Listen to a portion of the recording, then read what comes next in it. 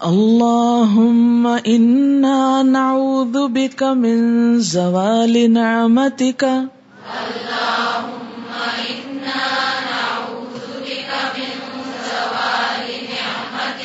وتحول عافیتک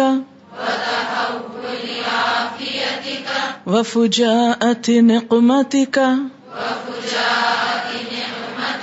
وجمیع سخطک. اللہم اے اللہ، انا بے شک ہم، نعوذ بکا تیری پناہ چاہتے ہیں، من زوال نعمتک تیری نعمتوں کے زوال سے. زوال کہتے ہیں ٹل جانے سے، ختم ہو جانے سے، دور ہو جانے سے.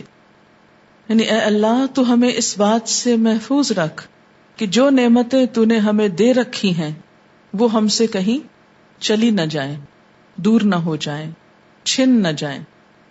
آپ دیکھیں کہ برے حال کے بعد اچھے حال کی طرف آنا اتنا مشکل نہیں ہوتا بلکہ آسان ہوتا ہے، لیکن اچھے حال سے برے حال کی طرف جانا بے حد تکلیف دہ ہوتا ہے.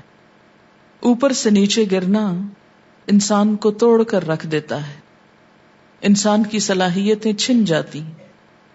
ہم کمزور انسان ہیں، ایسی آزمائشوں کو نبھانا اچھے طریقے سے بہت ہمت کا کام ہے. مثلا ایک شخص جو پیٹ بھر کے روز کھانا کھاتا ہو، اس کو کسی دن بھوکا رہنا بہت زیادہ تکلیف دیتا ہے بنسبت اس کے کہ جس کو پہلے سے ملتا ہی نہیں. یا آپ بہت عمدہ غذا کھانے کے عادی ہوں تو معمولی غذا آپ کے لیے تکلیف دہ ہو جاتی. اسی طرح اگر آپ عمدہ جگہ پر رہنے کے عادی ہوں تو کسی جھونپڑی میں جا کے رہنا تکلیف دہ ہو جاتا ہے.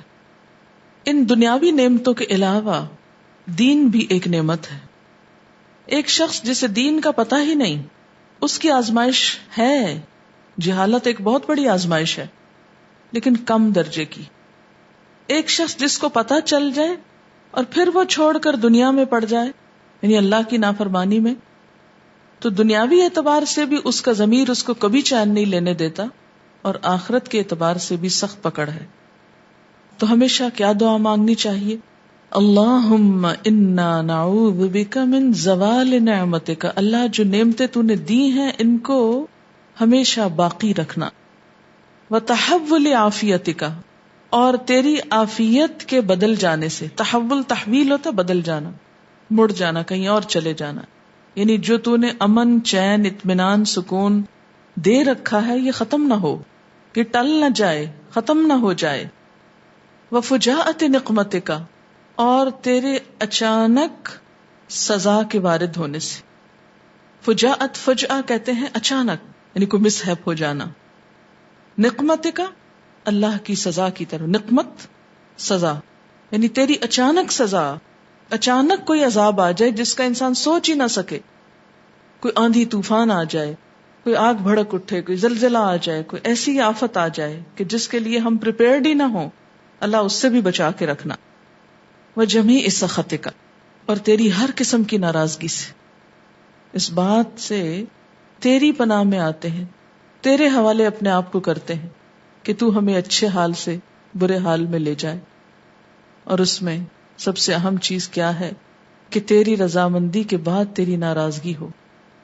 اگر تو راضی ہے تو ہمیشہ ہم سے راضی ہی رہے. یہ بتائیے کہ نعمتوں میں اللہ نے نعمت کس کو کہا؟ دین کو، اسلام کو. یہ نعمت کھانے پینے دنیا کی ہر نعمت سے بڑی ہے جسے اللہ نے خود نعمت کہا. صراط الذین انعمت، یہ وہ راستہ ہے جو اللہ انعام کے طور پہ کسی کو دیتا ہے. دین کے راستے پہ چلنا اور دین کا راستہ اختیار کرنا، یہ دراصل کیا ہے؟ اللہ کا انعام اور یہ نعمت. تو سب سے پہلے تو یہی سوچ کر، جب آپ سوچیں کہ اللہ مجھ سے نعمت چھیننا نہیں، تو دل میں یہی تصور رکھیں کہ جس راستے پر میں چلی ہوں اس سے پھیرنا نہیں. ہماری پرائرٹیز نہ بدلیں کبھی. اسی طرح زندگی بھی ایک نعمت ہے، صحت ایک نعمت ہے، مال نعمت ہے، اولاد نعمت ہے. یہ سب چیزیں، اچھا ماحول ایک نعمت ہے. اب ان سب چیزوں کا نمبر 2 یعنی پہلی نعمت دین کی، اور باقی دنیا کی یہ ساری نعمتیں، فراغت، خوشحالی، ان سب نعمتوں کو دل میں رکھ کے دعا مانگے. آپ دیکھیں کہ جب دعا مانگتے ہیں نا تو اس میں اثر کوئی نہیں ہوتا، اور جب کچھ ہو جاتا ہے تو پھر ہم پریشان ہو جاتے ہیں. تو یہ دعا ایک طرح سے پیش بندی ہے کہ اللہ ہو ہی نہ ایسا کچھ. کیونکہ جب نعمت مل جاتی ہے نا تو انسان سب سے پہلا کام کیا کرتا ہے؟ اللہ کو بھولتا ہے، اور اس نعمت میں شکر ادا کرنا بھول جاتا ہے، اسی کا ہو کر رہ جاتا ہے، اس میں غافل ہو جاتا ہے. اور اللہ تعالیٰ کو یہ بات ناراض کرتی ہے کہ میں نے سب کچھ دیا اور مجھے کو بھول گیا، میری ناراضگی کے کام ہونے لگے. پھر وہ لے لیتا ہے. تو نعمت میں اس کو یاد رکھنا سب سے پہلا فرض ہے. اللہم انا نعوذ بک من زوال نعمتک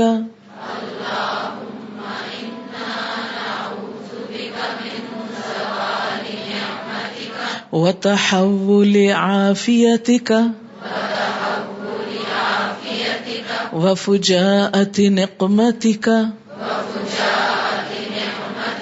وجمیع سخطک